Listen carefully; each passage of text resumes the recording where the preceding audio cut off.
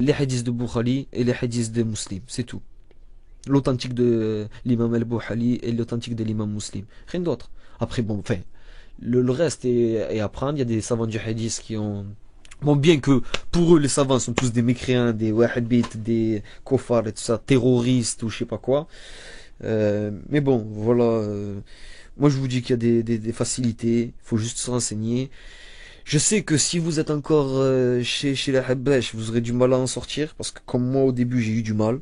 J'avais l'impression d'avoir fait ça, tout ça pour rien. Mais non, au contraire, dis-toi que c'est une force. Parce que si tu sors de ça, mais de toute façon, pour sortir de ça, moi je vous dis, la chose qui m'a été le plus révélatrice, c'est de faire la prière de consultation, de hakaha. Vous faites 2 unités de prière, de hakat, vous priez, vous demandez à Allah qui, si vous êtes, de vous dire si vous êtes sur le bon chemin ou s'il faut que vous vous en échappiez. Et vous verrez par vous-même. Si Allah vous veut du bien, ben, Wallah, il vous en sortira. Et je jure parce que j'ai vu des choses là-dedans que voilà, qui sont bien loin de la sunna. Moi, je les qualifierais pas de kofar ou quoi que ce soit parce que je vais pas les imiter. Et de toute façon, même, c'est pas à moi d'en juger ainsi. Donc pour moi, voilà, il y a que 10 choses qui nous font sortir de l'islam. C'est pas de dire les attributs d'Allah dans le Coran. C'est des choses bien plus, enfin, simple que ça, enfin simple que ça, et c'est quand même pas compliqué. Vous avez des livres sur le tawhid qui vous les expliquent. Bon, bref, je vais pas parler de ce sujet. Les savants le feront mieux que moi, et les conférenciers qu'on a en France, alhamdoulilah, le font assez bien déjà, pour la plupart. Bon, ben voilà, je vais finir avec vous sur ce thème. Barakallahu fikoum. Merci pour ceux qui auront écouté jusqu'en entier. En espérant que vous arrivez à sortir les quelques amis, les proches que vous avez là-dedans, qui s'entêtent à vous dire que eux, c'est la vérité. Parce qu'aussi, quand vous y êtes chez eux, ils vous font croire que vous êtes l'élite des musulmans. Hein. Enfin non, pour eux, l'élite, c'est les soufis. Bon, je vais même pas rentrer dans les soufis. Renseignez-vous, achetez le petit livre, Le soufisme dévoilé. Il est pas long à lire. Hein. En 2 heures, vous l'avez lu. Et ça vous suffit pour vous dire qu'il faut vite s'éloigner de ça. Un tout petit exemple. Il y a beaucoup de soufis respectés par le soufisme, justement.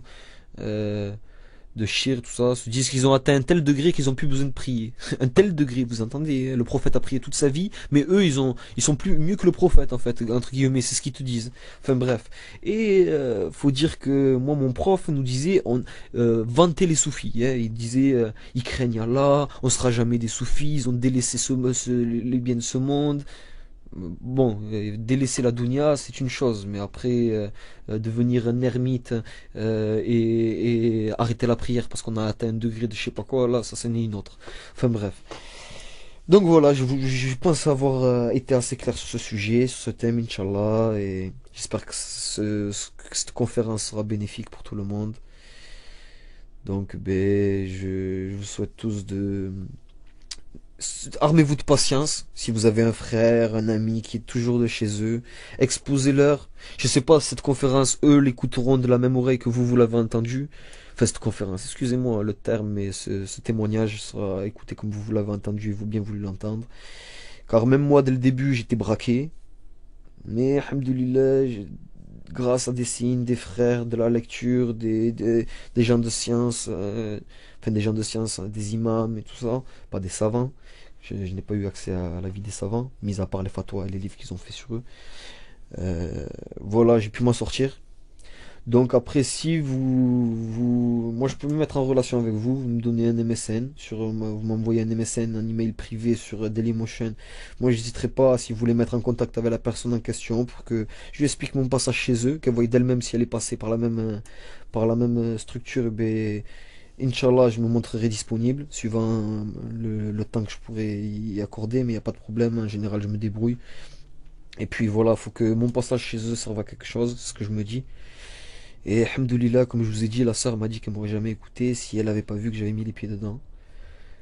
Donc voilà, ben, assalamu alaikum, qu'Allah nous guide, Inch'Allah, et nous éloigne de la division, de l'innovation et des feux de l'enfer. Amin.